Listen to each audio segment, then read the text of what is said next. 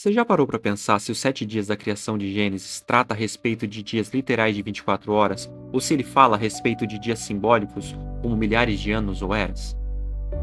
Muita gente aqui vai dizer que são dias simbólicos, e ainda vão citar, porque para Deus, um dia é como 1000 anos e 1000 anos como um dia.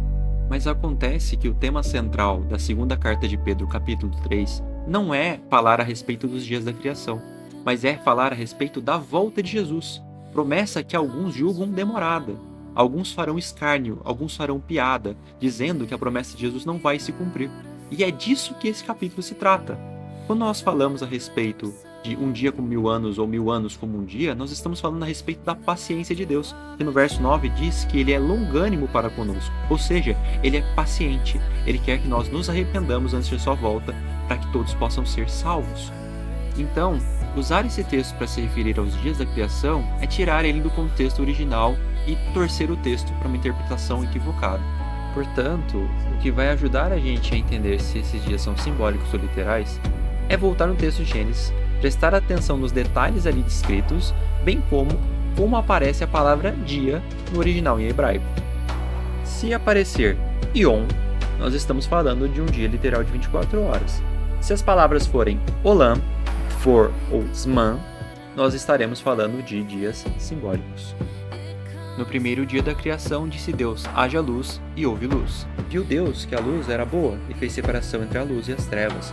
Chamou Deus a luz dia, e às trevas noite. Houve tarde e manhã o primeiro dia, Yom e Shad. Aqui nós temos dois detalhes importantes. Tarde e manhã é a forma bíblica de contar o dia. Tarde é o período noturno, manhã é o período diurno. O dia começa ao pôr do sol. E cada dia da criação termina com tarde e manhã, indicando um dia literal. E outro ponto importante é o Yom. A palavra que apareceu aqui significa um dia literal de 24 horas. Se o dia for seguido de um numeral, não tem nenhum texto bíblico que se refira a um dia dessa forma, que não seja um dia literal de 24 horas. E você pode perceber que todos os dias do relato da criação tem a palavra Yom, que significa dia, seguida de um numeral. Yom Echad, Yom Sheni e assim por diante.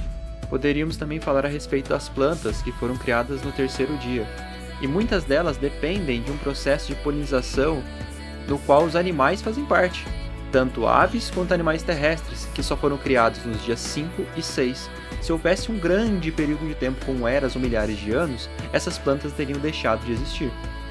E por fim, se analisarmos o relato da criação no sétimo dia, é dito que Deus terminou a obra da criação. Ele descansou, abençoou e santificou o sétimo dia. Você acha mesmo que faz sentido dizer que Deus descansou por um longo período de tempo, como eras ou milhares de anos? Assim como Jesus não pecou e se batizou para nos dar o exemplo, Deus, que não se cansa, descansou no sétimo dia para mostrar para a humanidade que nós devemos lembrar do dia que ele santificou com a presença dele de uma forma especial.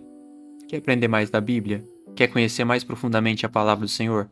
Clica no link aí embaixo que tem vários estudos bíblicos muito legais. Você é muito bem-vindo para participar com a gente.